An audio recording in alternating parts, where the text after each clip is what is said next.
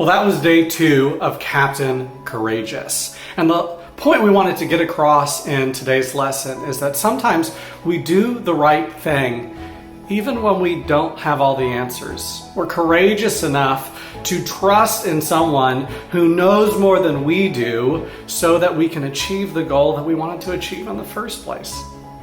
You know, when I was your age, I played soccer. And a lot of times the coach would give me an instruction that I didn't understand. Why are you asking me to move here on the field if I don't have the ball? Or why are you asking me to move here on the field in front of the goal if I don't have the ball?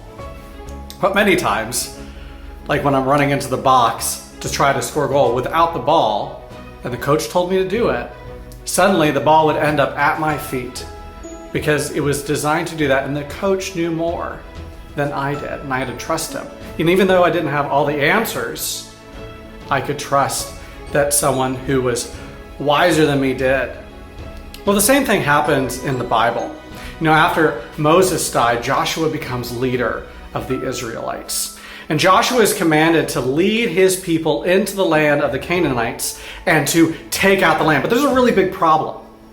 Jericho, a really big city full of big people, and they're called to take it out somehow. Well, God asked them to do something crazy.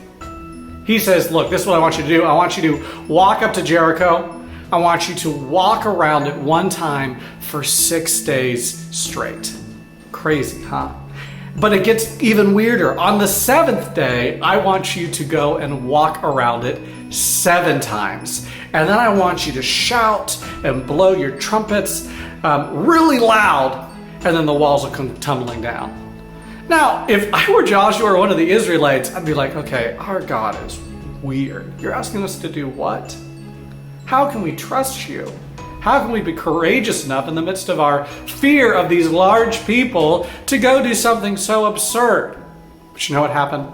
They did exactly what God commanded. And on the 7th day, after the shouting and marching around the city the 7th time, the walls collapsed in and they took the city.